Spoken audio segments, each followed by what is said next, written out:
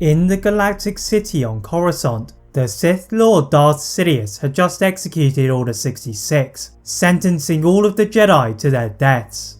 Nowhere was this more apparent than aboard a Republic cruiser returning from Mandalore, as the 501st Legion turned upon the former Jedi padawan Ahsoka Tano. The padawan is somehow able to escape the initial flurry of attacks, freeing the captured Maul, who had himself been on the receiving end of separate orders from Sidious, and he managed to cause enough chaos with his dark side powers to find his way to the hangar.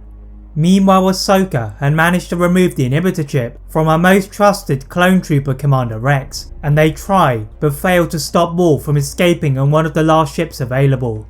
In the end, they take advantage of the ship burning in the atmosphere of the moon to find a Y-wing bomber and escape, but the damage had been done as they were forced to live a life running from the chasing Empire. But what if Ahsoka and Rex had managed to escape on the first ship with Maul? Would their roles with the rebellion be altered? As you'll discover, their quicker escape could have changed all of their futures. As ARC Trooper Jesse pointed his blasters at Ahsoka and Rex, the droids have finally performed their task and collapsed to the floor in their hangar, knocking out a large majority of the clones. As Maul begins his own escape to the solitary shuttle, the Zabrak cleverly pushes them both into a pit and begins to initiate a starting procedure for the ship to depart.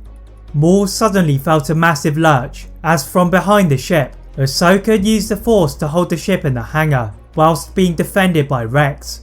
Despite Maul's best efforts, the shuttle began to slowly creep back to the ground, grinding to a stop before it could take off.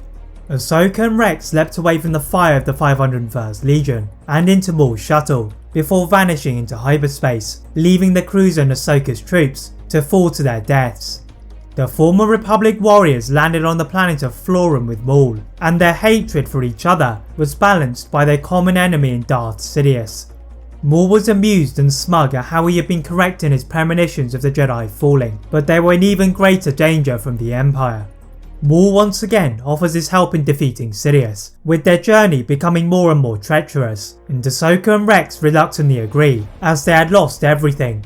Maul is eager to get going, and leaves Ahsoka and Rex on the planet to fend for themselves, as he ventured back to his home planet of Dathomir, and reasserted his authority over his criminal enterprise. The former Jedi and clone trooper trudged through the rocky and dust-filled terrain, both physically exhausted and psychologically wounded from the loss of everything they had fought for. Eventually, they make their way to the familiar surroundings of Hondo's ruined base, and find that the Weequay pirate was seated alone. Like the Jedi, Hondo's gang had been split apart, but by internal conflict, and with the pursuing Empire, he was forced to undertake operations on his own. Suddenly, they hear a beeping sound from Rex's armour, and they activate it to find the hologram of Senator Bail Organa. One of the survivors of Palpatine's new regime had been looking for other survivors of the Clone War, and after almost losing all hope, he had found the services of the Clone Commander. Ahsoka and Rex are requested to head to the coordinates given by the Senator, and even Hondo was welcome, as he had connections to useful allies, and the trio take Hondo's freighter to Bail Organa's cruiser. The Senator is pleased to greet the new allies, and he is keen to begin establishing the new rebellion. Jedi Master Obi-Wan Kenobi had just departed for Tatooine, as he sought to complete his mission of protecting Anakin's son Luke Skywalker from the wrath of the new Empire, and he received another surprising transmission from Bail Organa. Ahsoka and Obi-Wan were unwilling to discuss the fate of Anakin, and instead began to argue about the alliance with Maul. Obi-Wan was skeptical of the crafty Zabrak, and knew that one of the aims was to kill him, but Ahsoka was insistent that they needed his knowledge to understand the enemy.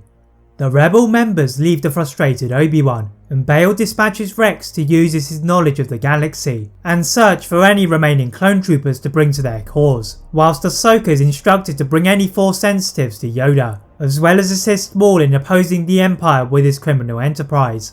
Beginning her journey through to the ship's hangar, she hears the familiar noises of the astromech droid R2-D2, and she was pleased to see that it had survived with C-3PO before taking off in a T-6 shuttle.